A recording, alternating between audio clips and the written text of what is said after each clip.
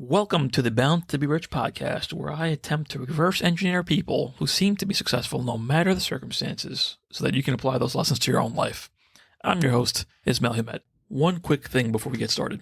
I am starting my own email newsletter, and I would love for you to join it. It's going to be like a personal note from me to my friends of all the best things I've come across that month.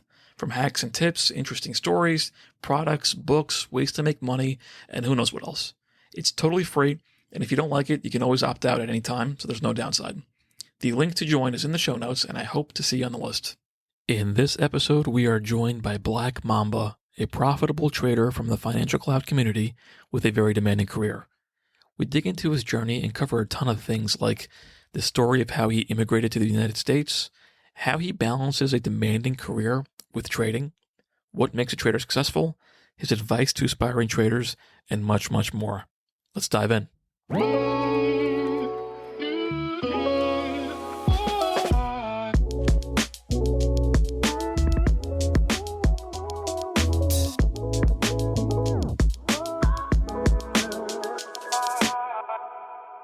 Pashi, thank you so much for making the time and joining us. I'm excited to chat with you. Thank you, Ismail. Thank you for having me here.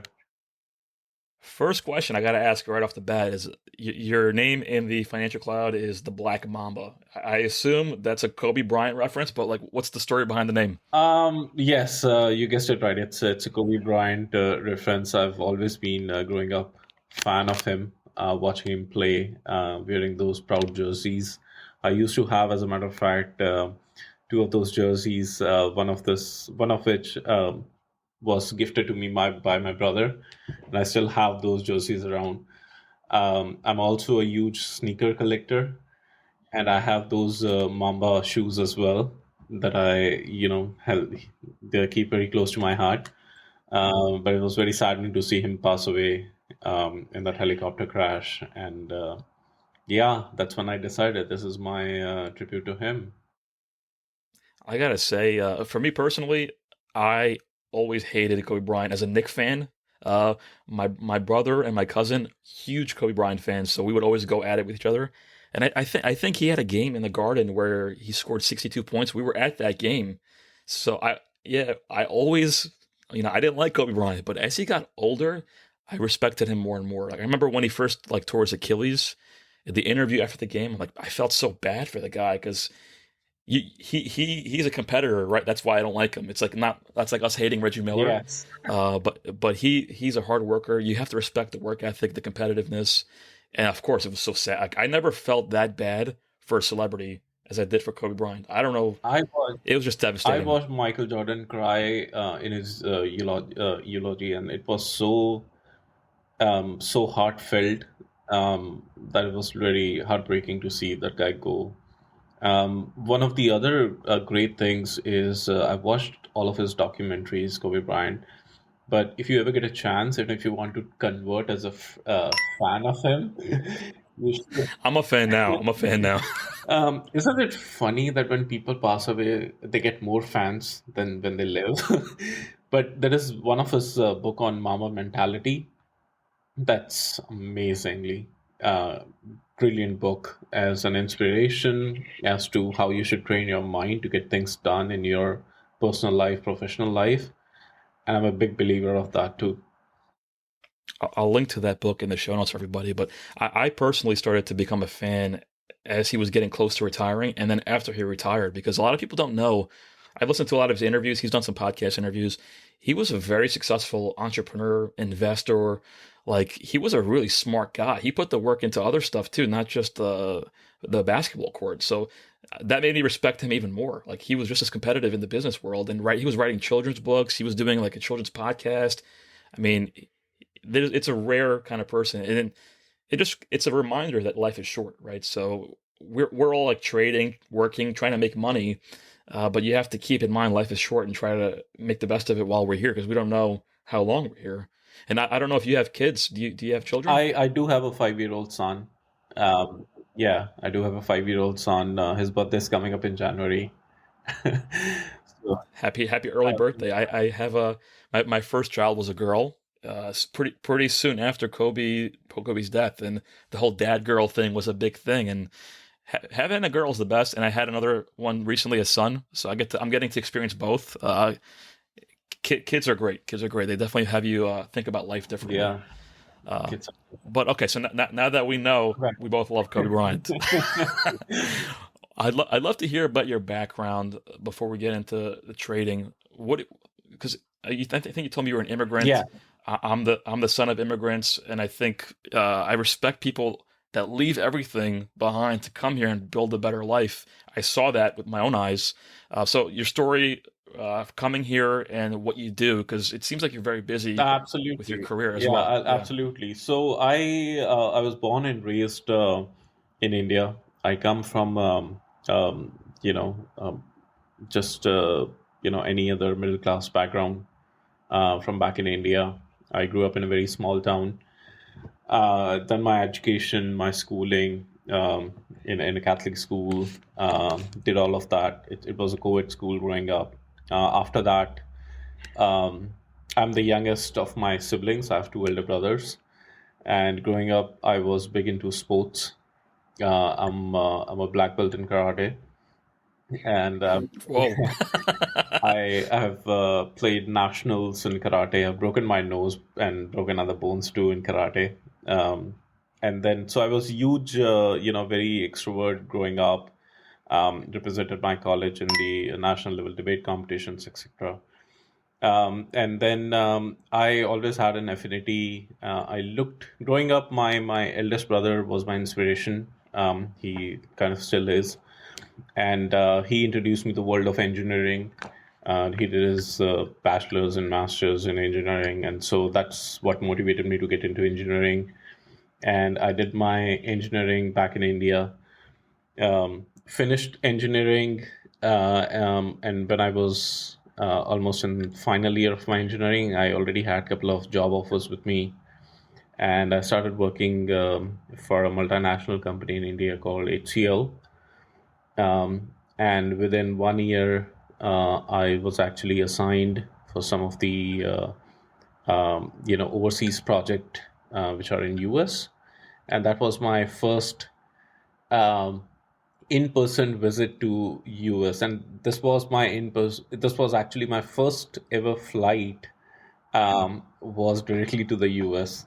There was no even the local flights that I had traveled growing up or doing the engineering. Everything in India is whether the railroads and stuff like that, or you drive there.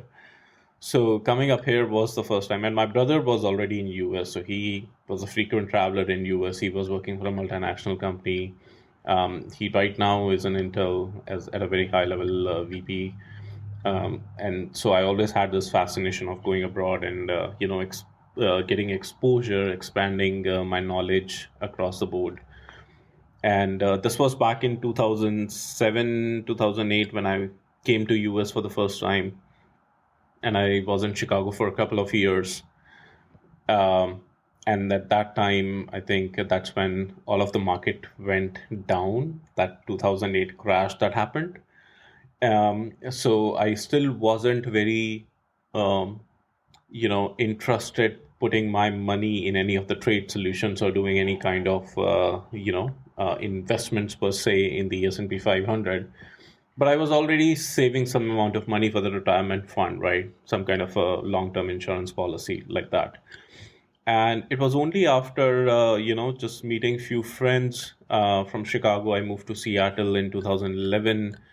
And then I'm meeting some friends and making some new friends in 2012, 2013. That's when all of that Bitcoin and all of that, the cryptocurrency started making noises. And that's when meeting other folks, understanding the long-term retirement saving, the 401ks, the Roth IRAs, the stocks, the S&P.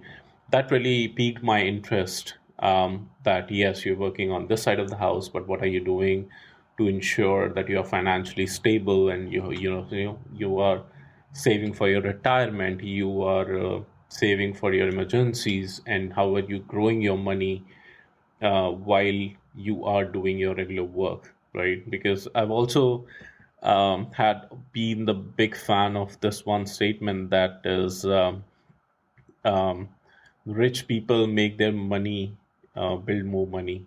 Like you don't work for money, you make money work for you, right? And how do I reach to that stage where my money works for me? And that is, I think, when I started getting into crypto. So crypto was my first investment ever in BTC, and this was back in 2014, 2013, 2014. Yeah. Wow. So how much was it back then? I'm a huge people listening know I love Bitcoin. So what was it back then? I think it was close to 700.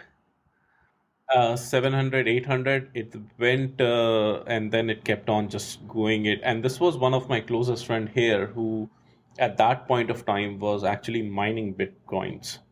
And he was the one who introduced me, and he introduced me how this is the future. But I still very skeptical and wasn't very willing to put in all of my money in there.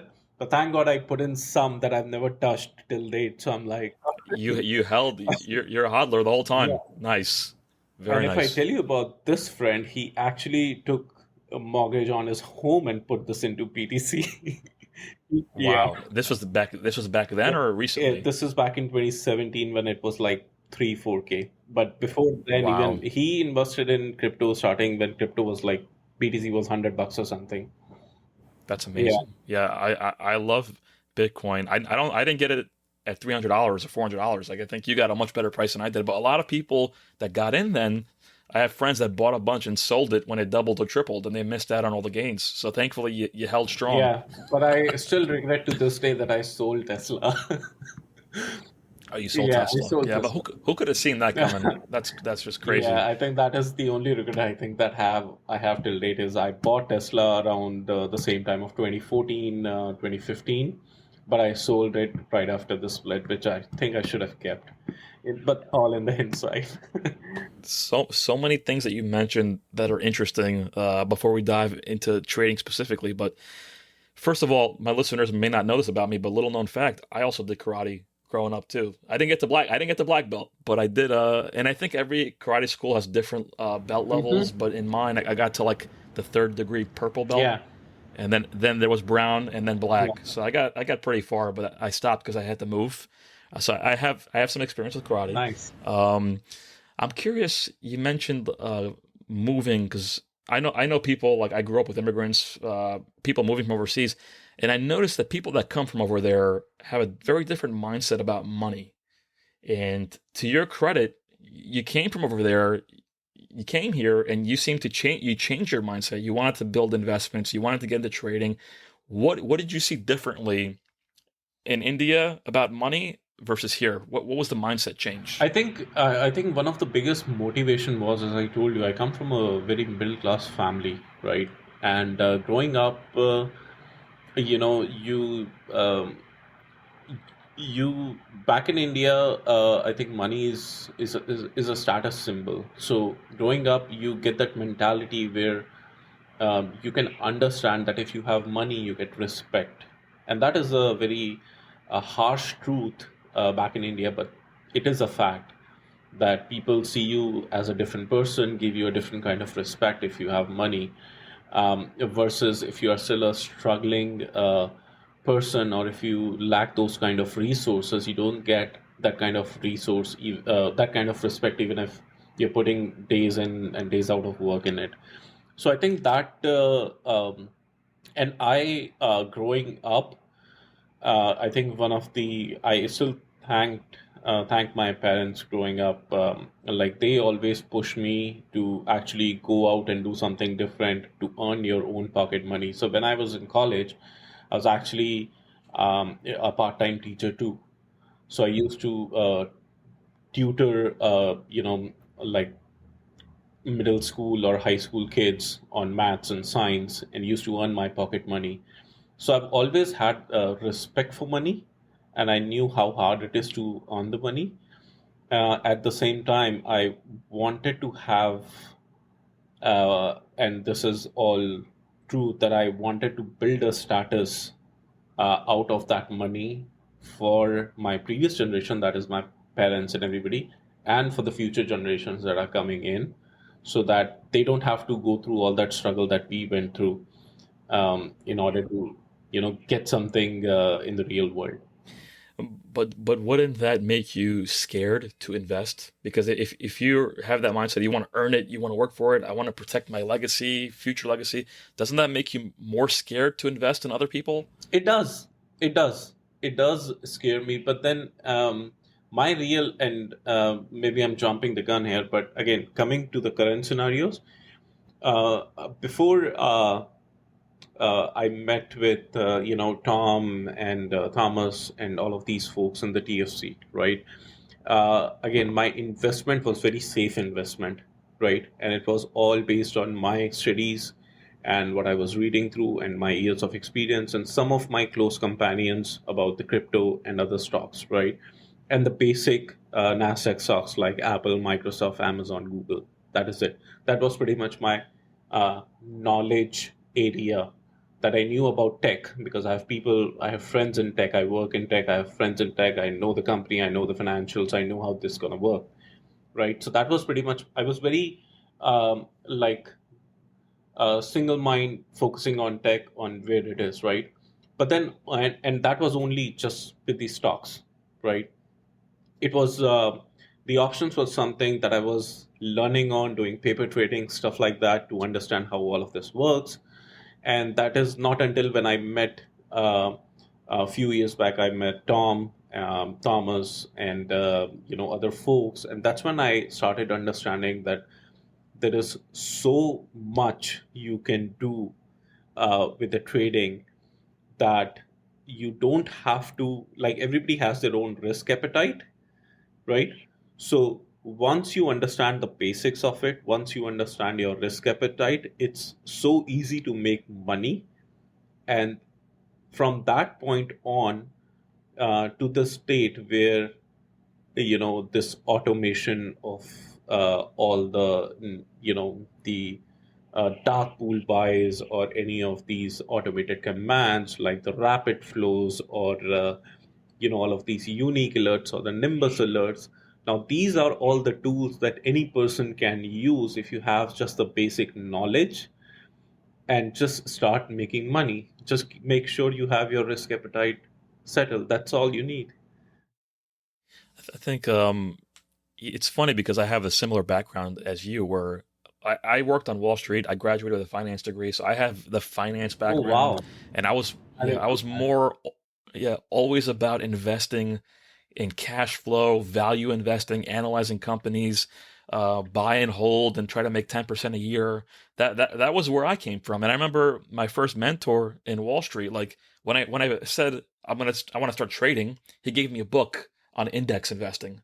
He's like, trading never works. Read this book. Just do index investing, and that's kind of like where I came from. But I think, and you understand this as a Bitcoin person, with what happened with the pandemic and all the money printing and the inflation, like, and the way the market changed, that's when I said, all right, there's a lot of easy money to be made right now. Now I'm going to start trading. Like, I still have my value investing. I still have my portfolio with dividend stocks and all that other stuff. I have my crypto portfolio. But now the trading is not that hard in an inflationary environment where the market just keeps going up and up and money's being printed, especially with options where you're leveraging and trading 100 stocks at a time. Let's say it's not that people find it so hard to believe that you can make money trading, but if you do it the right risk managed way, it's not that It's difficult. not. And as a matter of fact, as you just said, right, that pandemic, deflation that happened that pulled everything down like 10%, 20% across the board.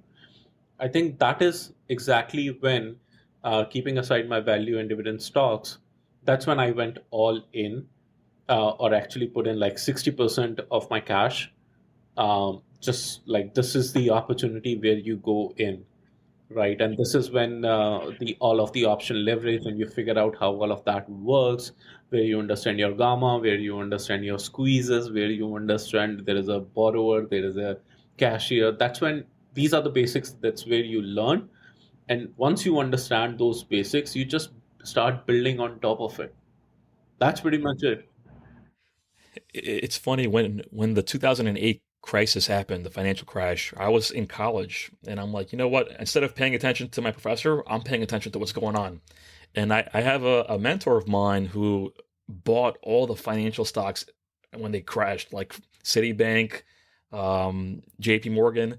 And I was like, why'd you do that? Like, it's so risky. Why would you buy all these stocks? And he's like, if these companies go, we're in much bigger trouble than how much money do you have. So I learned, and I said, the next time there's a crisis, I'm going to be ready. So when the COVID crash happened and the market all tanked, I was ready from past experience, and I knew the government was going to have to step in and prevent a catastrophe. I gotta So ask. I gotta ask. What were the top? All right, give me two, if not three, top three stocks or top three things that you bought when that crash happened.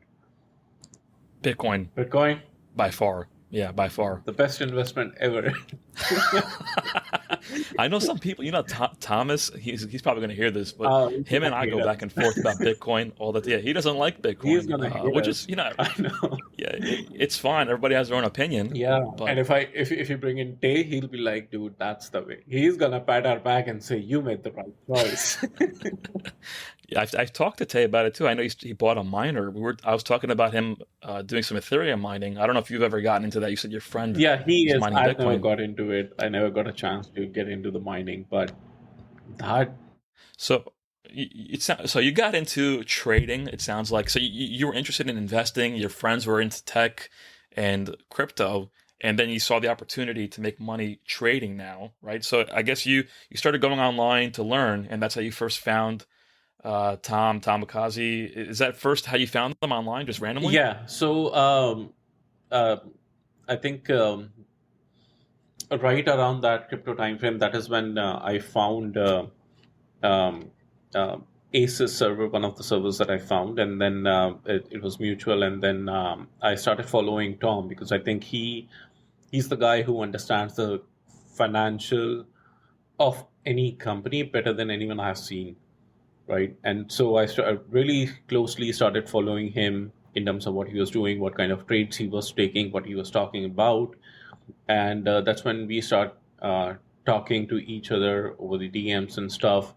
And that's when he, put together all of this idea of starting his own company and just taking it to the new heights. He already had all of these ideas about the auto trading and doing much, taking it just from simple options trading where you sit and chart all day and take those trades and taking it to the next level, which is the auto trading. Like you don't have to do anything, right? That is the end vision where you don't have to do anything, and the bot is doing everything for you.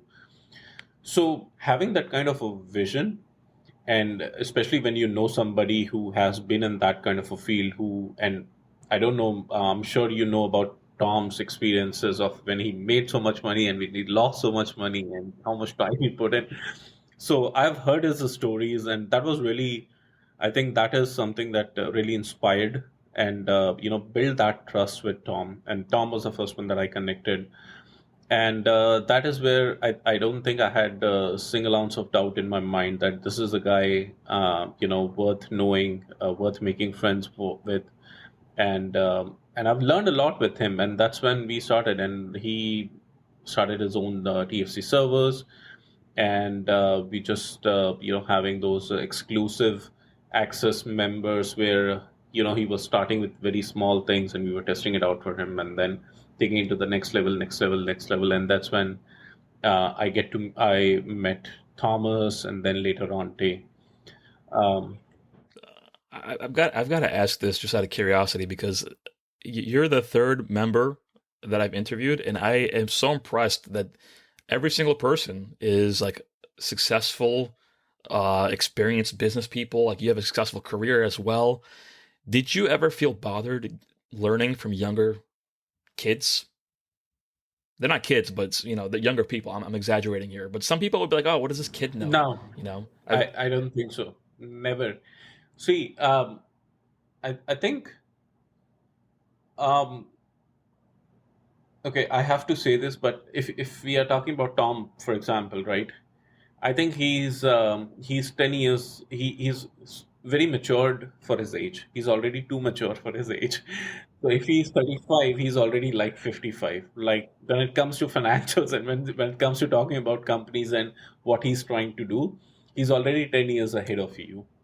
And when he talks about it with the passion that he has about it, and when he goes into does the deep dive and talks about it, that's when you get a gauge and you get your gut feeling also tells you like this is a guy worth you can listen to him for hours and you can understand what he's trying to say. And believe me, I have met people who are 35 or 40, but they still don't know shit. They still talk about they're like 15 and 20, and then you ask them two questions and they get frustrated and they want to just leave it and go away. And if you ask them three times, they're like, "No, I'm done," and like that doesn't work.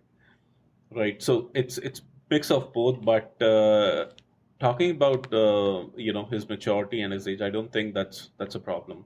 Thomas, sure, Thomas. As soon as Thomas, okay, I have to say this. As soon as Thomas is on crypto board, he'll have another level of respect for me. Like There you go. Thomas, you got to buy Bitcoin.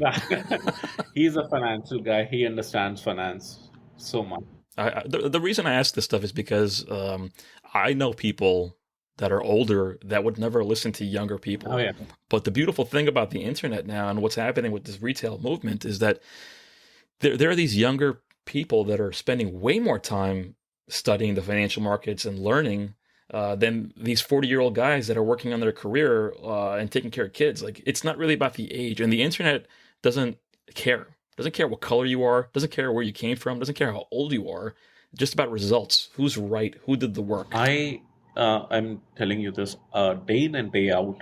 When I'm trading with these folks on the TFC servers, right, and the new subscribers and the new people that are coming in as a hot property, there are 18 years and 19-year-old people who come in and they surprise me with the knowledge that they bring into the table, right? And sometimes I feel like, why didn't I start when I was 16, 17, or 18? Some of these folks have so much knowledge in their 18s and 20s that I'm super confident that 5 years from now, like they'll be at a much better level and financially secured working with the TFC than I ever was back in my 20s. Yeah, I mean, everybody would know that the most important thing is getting started early because money compounds, right? So I've mentioned this in my other videos that I have a TikTok clip that went viral where I just showed how much you can grow $1,000 if you were getting 10% a trade or 5% a trade, and over time it grows to a large number, right? Because compounding gains. So when you start, when you start earlier, the time is on your side. So having said all that, I'm curious for people listening who are considering trading or learning about it. Can you, whatever you're open into getting into, but I know you've had some very big wins. Can you give people an idea of the potential of how much can be made trading options? Oh, Whatever you're comfortable sharing. okay. So I am mostly because of my work, right? So I work as I manage the new product launches and global operations for T-Mobile. So I have a full-time job working with T-Mobile, and so that my work keeps me quite busy because I'm traveling as well. And this is all before pandemic too. I have teams at various geographic locations, so I'm traveling a lot. Um, so my trading style has mostly been swing trading, right? And it is not scalping or a trade trading where you are in a trade for anywhere between like 1 minute to 5 minutes for scalping, or the day trading from like morning to evening or a couple of hours. When I take a position, I'm mostly trying to swing it, which is I don't have to look at my monitors. I have my alert set. I have taken the alerts from the server. I know my level, support level, resistance level, and that's where I do it. So from the swing level instances, my I've had some losses too, but I've had some great wins too.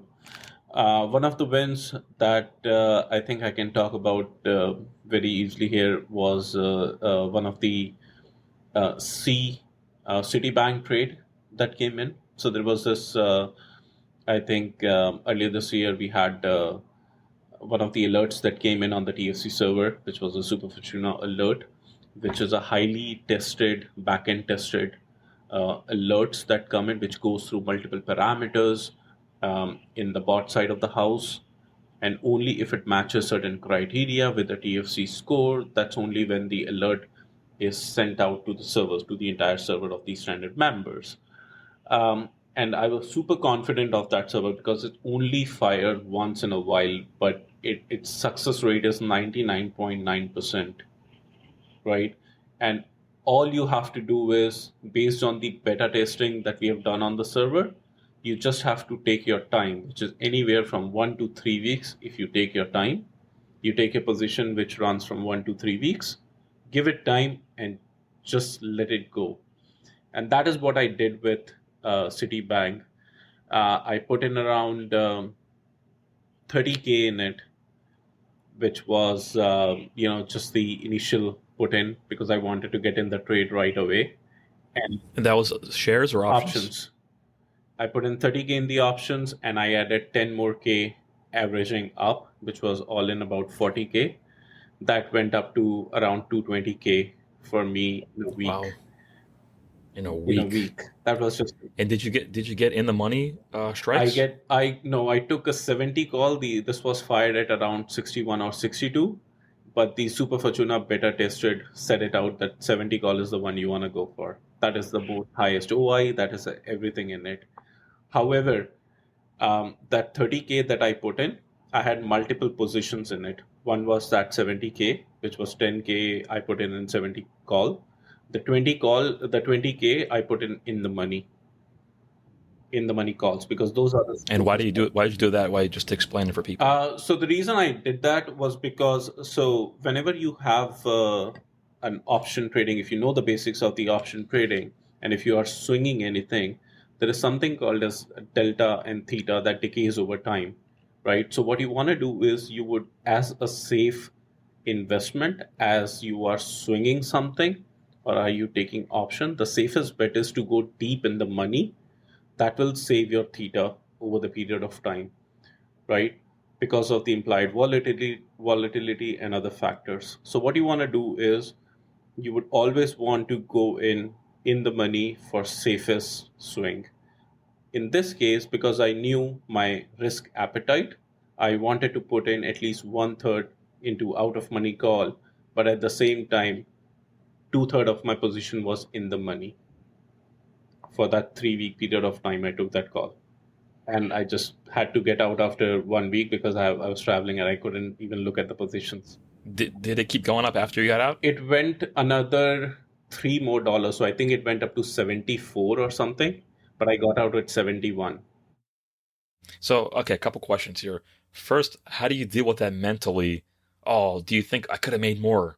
Yeah, I think that is, again, I think it goes back to the mentality that you set up, or you see. Every person is a different trader, right? It works differently for everybody. Everybody has different targets. Everybody has different goals of what they want to get out of trading, right? So some people have a daily target of getting 5K, 10K, 20K in a trading, and they don't care about anything else.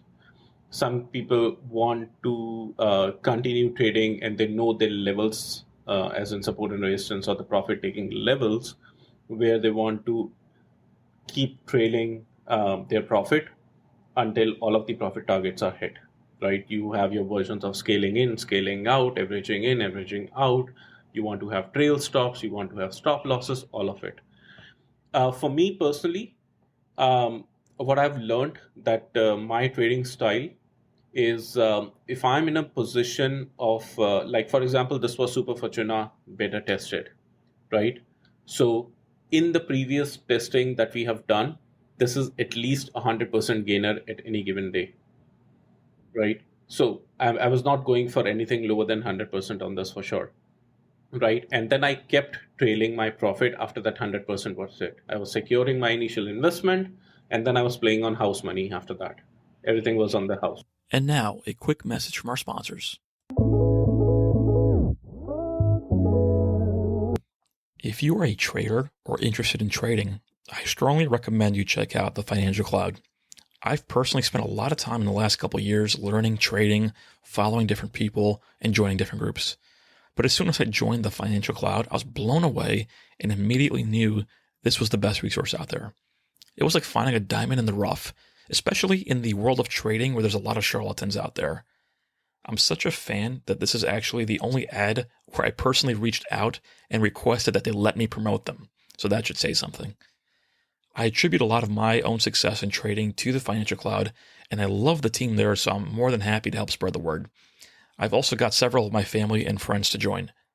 My favorite feature is the live chat. So for literally the entire market day, I'm listening to professional traders calling out plays and describing what they're seeing. There are also algorithms they've built that notice unusual activity and instantly call them out to alert you.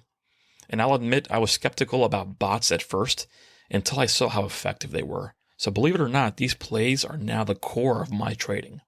And of course, there's also the Discord group with a huge active community, nonstop education, and classes offered as well.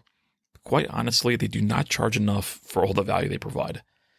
Sign up via the link in the show notes to get a 7-day free trial and 50% off your first month. Or you can just use promo code RICH, R-I-C-H. And within that time period, you'll know if it's worth it. In my experience, it's been a total no-brainer. All right, let's get back to the show. When you have such a big win, what do? Do you take that 200K out? Do you take some of it out? Do you leave it in there and roll it forward to the next trade? So when you have something like this, you pull. So this is a joke. Okay, please do not do this. But when you have this, you pull a Tom. And when I say you pull a Tom, that means you put in a trade where you lose 100K in a goal. It's a gamble. that happens to most people. Yeah, so that happened. A few days later, I think a month or something later, I also had a trade with Amazon, which was like a day trade I did for okay, I can swing, I can do a day trade too, and I lost like 50K in one trade. So that is where I think that mentality comes in that, for example, TFC provides you with all of these tools, right? Which is the rapid tools. You have your unique and Nimbus alerts, and you have your Super Fortuna beta tested. All of these tools are for the users and subscriber to use these tools. At the same time, you have to know your trading style and your profit goals based on your risk management. That is very important for you. How much money are you willing to lose in a trade versus what is your profit taking goals, right? For somebody, $1,000, losing $1,000 in a trade is not a big deal. For some people, it's like your daily wage, right? So based on the account size that you are trading with, you have to be very confident about your position sizing. If you have a $1,000 account, you don't go all in on one trade, right? You put in 1/10 in a trade. You trade with $100 in one, so that if that goes bad, you still have 9 trades to work with. You just have to be right 51% of the time. That's all, and you will grow. One of the main things I appreciate with speaking to the traders from TFC and the owners is that the honesty. Because a lot of people that start trading, they follow these people on Twitter or Wall Street Bets or whatever it is, and they think that you just go on all in and you make all this money.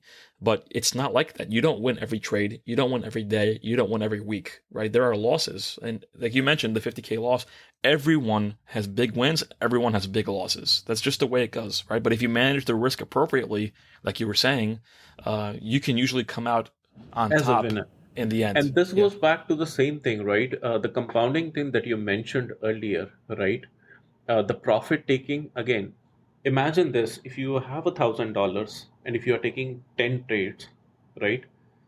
If you're taking 10 trades out of this and 5 trades of those, you're making 20%, and remaining 5, you're losing 10%. You're still making 10% on the positive side, which is still compounding. And imagine putting that $1,000 in a trade and losing everything, or 20%. That's a big loss. You don't want to do that. So it's, again, what is your risk appetite? And this is something that I think I'll call it out for the new subscribers and everybody who's listening to this. Um, Have your goals. Write down your trading style, what works for you, right? Once you are in a trade, have your stop losses, have your profit taking targets. Once you have reached those, get out of the trade. If you don't know what to do, if it is good enough to take a screenshot and put it in a Twitter or put it in somewhere, it's good enough to take your profits and run away with it. That's so true. Like so many times people are like, "Oh my god, this is amazing." That is when you have to Yeah, get out. get out. Don't keep holding. Don't keep holding, right? If you don't know, and if your goal is making $2,000 or maybe like $50 a trade, make your $50. Once you have reached this, if you don't know what to do after that, take your $50, get out of the trade, find another trade. Market is always here, there will always be another trade. Once you have met your daily target, you don't have to do it. And if you have not, if you have had, let's say, two losses already, you don't have to go in with the mentality in the third trade that I have to recover my losses. Take a step back, think about what you did wrong. If you can't, yeah, make up your mind, just wait it out. It sounds so easy, but like I think this is the biggest issue with trading because Yeah, I believe if I go back in my history, I believe almost every single trade I have ever made was up 10% at one point. The problem is you don't take it, right? Because you think I'm going to hold on for more, I'm going to hold on for more, and then you hold on and it goes down and you're it negative. happens with me too. Okay, I'm gonna tell you something that happened with me this morning, right? I swung a call yesterday. I swung a Google call yesterday, for example, right? It was up, and I put in 10K in that trade. Okay, the call was up 3K. I was in 13. Like, my common sense is you take your profits and you get out because it's you swing it, it opened high. This is where you know your levels. It's already all time high. You get it out. I was so confident in this trade that now, okay, it's gonna go at least 10 more K. I'm gonna make at least 10 band out of it. By the end of it, by the end of today, I had to average down on the same call and I'm still ended negative and I'm still swinging it. But this, again, this comes with the experience because it is still in the range that I wanted it to trade for. It still has not broken my stop losses. I am okay trade taking that loss if it breaks my level because I now have that risk appetite, right? But until it does that, I'm not going to do it. But looking at that screen going red, red, red, that hits you, that hits your mentality, and you walk away right there because I have also done it, and I'm not going to lie where I if one trade or two trade go bad, I'm thinking how much should I put in my next trade to make up that loss? It does not work. Trust me, it doesn't work that way. One of the things I like that you mentioned earlier is that you're like people think, oh, I can't trade, I don't have time. But there's different styles of trading. Like you said, you have a full time career that you're really busy, and you can do swing trading. You don't have to be glued to the screen all day. There's a lot of different ways of trading. So I think that's very important to note. And you mentioned one thing I've noticed, like even talking to Tay when I interviewed him, most people have a journey in trading where they blow through a couple accounts until they Oh learn yeah. how to. What was your journey? Did you blow through Oh a few? please. Like, what's the Yes. reality Yeah, there? yeah, yeah, absolutely. I've blown at least five accounts. I've always started with like 5K, 10K, 15K accounts, and I've blown them. There's no shame in it. I've done that. So there's a lot of There's a loss, lot right? of There's a lot of losses. Yeah, pain. yeah, and the reason, and I take the responsibility of doing all of it is because I wasn't doing risk management, and I wasn't willing to learn how to do it, right? So risk management is a different thing, but you also have to put in that effort to learn the trade, right? Because of people like Tom, people like Avery, people like Tay and Thomas, all of these folks, they don't take blind trades. They know the ins and outs. They know the basics of trade. They understand how the market works. They understand what money makers are trying to do in the market. So you have to willing to put in that effort to learn how the market works. right? You can use different style. You can use elite wicks, you can use price action, whatever it works for you. But unless you are willing to learn it, and that's when once I started learning more and more about the market, as in when I was learning more about the market, it made much more sense to me. And after that, I've never blown my account. So I got to ask this because you immigrate to this country. You talked about how you understand and respect money. You understand the value of money, and you blew one account, two account, three, five accounts, 15K, 10. You blow a lot of money. Why did you not give up? Okay, I think this is very good question. I think a lot of people do this where if they blow up their account like 500k, 500 like 500 or 1000 account or whatever it is based on your what money you're putting in, they usually give it. The reason I did not give it up because every time I was doing it, I was learning something new. I was learning something. I was learning, okay, this is what I did wrong. This is what I did wrong this time. This is what I did wrong. And I used to take notes. I used to study those things. I used to spend my weekends studying about the market. I used to understand, okay, what I did wrong in this trade. I started keeping a journal of my trades. I started with the very basic. I left everything. I started with the very basic. I Once it happened, I actually did not trade for some time. I did not take for like a month or two. I put in my time. I put in my time to study. I put in my time of going back and understanding what I did wrong. I made some rules for myself, and that is when I started putting in 10%, as you said, right? The 10% is my profit goal. I'm taking my 10%, I'm getting out because most of these trades that I blowed up was because I was getting too greedy with the market. So I was doing that 10% and I was doing that compounding, compounding, compounding. And once I became more confident about it, that's when I started. That's the beautiful thing about trading is like even if you blew $100,000, right? Once you learn it, you can make that in one trade. You can make that in a week, right? So to me, I believe in learning skills that are like scalable. Instead of working, like getting good at a job and working a job, and you can only make this much per week. Like that's the max. When you get good at trading, the more capital you have, the more money you can make. So I know tons of stories with people that blow their accounts, and then after years of learning, when they finally get it, they more than make up for what like it's kind of like a tuition bill, right? You have to learn how to do it. And sky's the So limit okay, when it comes to it. Like there is no profit cap on how much money you can make here. Similarly, there's no loss cap, like how much money you can lose. so on that question, one of the things I struggle with this myself and my friends do as well is cutting losses. Do you have any advice on how to cut losses or like losing money and like actually cutting it instead of seeing it go down is very difficult for people. So how do you think about that? So again, in my opinion, I think everybody has different style of trading. So your some people who are, for example, scalping or day trading, right? Their stop losses are based on a time frame of 10 minutes, 5 minutes, 15 minutes, or 30 minutes, right? Versus when you are swing trading, when you are trying to keep a position, right, for a week out or 2 week out, you are looking at a time frame of a chart from like a daily standpoint or a weekly standpoint or a monthly standpoint, right?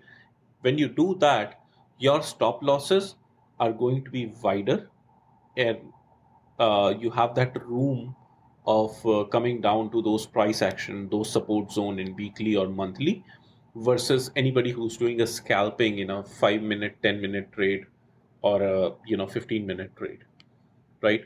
So it depends on what kind of what style of trading you are using. So if you're using a 5 minute, 10 minute, 15 minute trade, if you're doing that kind of scalping, you know your support and resistance. If this wicks over this line, I have to go this much. I have to take my profit, put in my trailing stop loss, and let the trade go.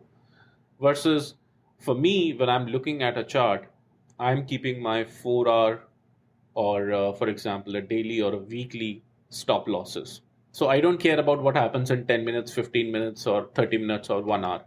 It can go down. It can keep going down. My position can keep going red, and that is where we go back to that in the money calls versus out of the money calls, depending on the ticker you are taking, how much is the implied volatility, and how much is theta burn is going to happen with your calls. And before learning all of this, I didn't know shit. I was just doing the trade, right? And now that you understand all of this, so you take all of this into account while taking any new position, and that's when you put in your stop losses. So for the new traders who are out there, if you are taking a position, for example, going long on anything, the most advisable thing is, irrespective of ticker, the safest option is to go deep in the money and take your calls. You will save a lot of theta burn and the implied volatility coming into effect. For those of you who are still at the intermediate level, I would say read some more. Everybody who's new to this, start enhancing your skills.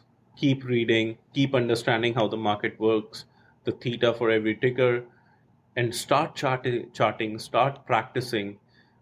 If you don't have capital to do it, my best advice to you would be do the paper trading, right? Do the paper trading, learn your trades, note your trades, and learn what's going on in your trade, whether you lose it or you make it. Keep your journals, keep learning your do the paper trading. There's no harm in paper trading. Learn, perfect your skills, enhance your skill, and then you actually start trading with the actual money.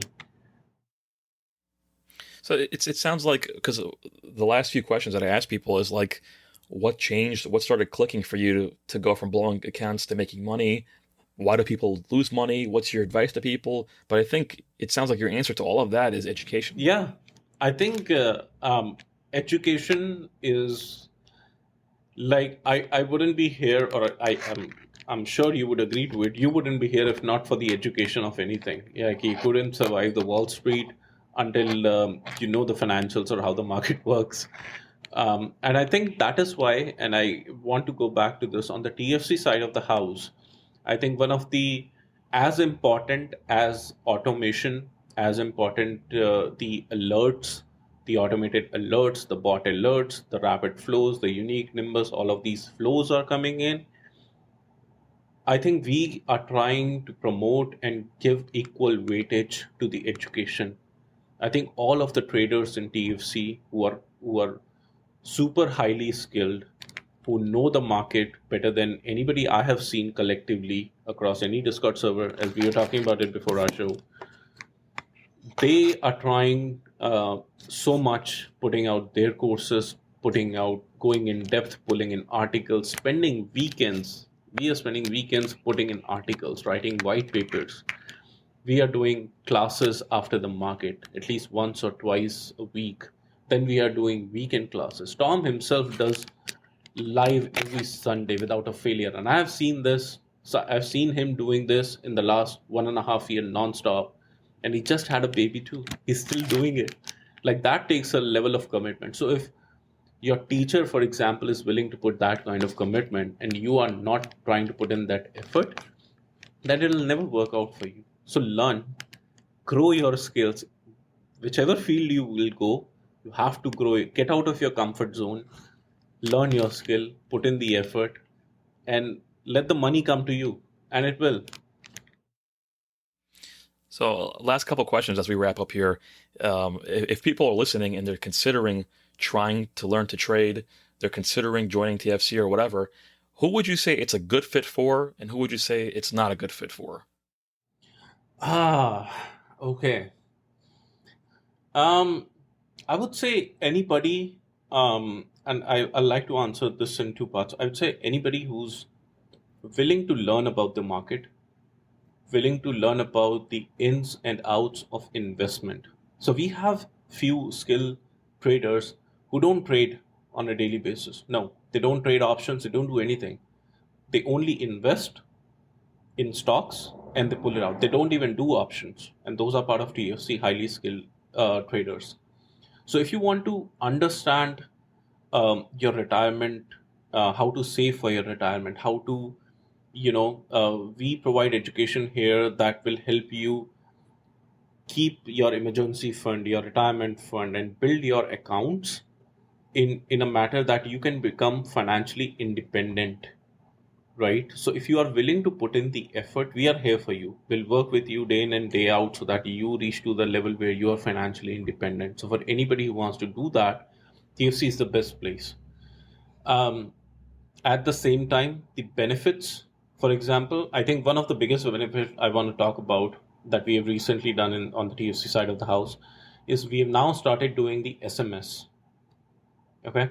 So me, for example, I have a full-time career, right? So I'm not on Discord all the time or not on the voice that happens the full day of the trading.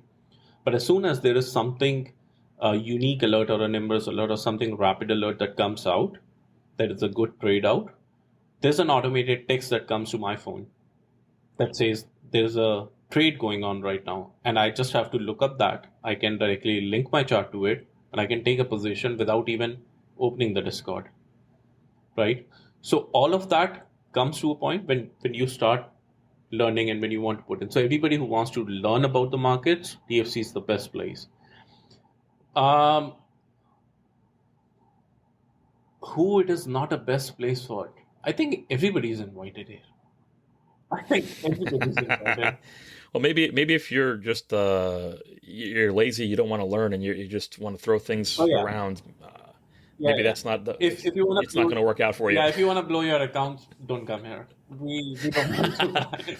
I think we have already, like within TFC, we have already blown some accounts in the initial stages of our life that we don't need anymore. So come here and make money with us. Yeah, I appreciate the honesty there, and I think the last question I ask everybody before I let you go, the podcast is called Bound to Be Rich. We talked about a lot of different things, so clearly money is not the only part of a rich life. So I'm curious to hear your point of view. What is a rich life to you? Rich life for me at the end of the day is your loved ones.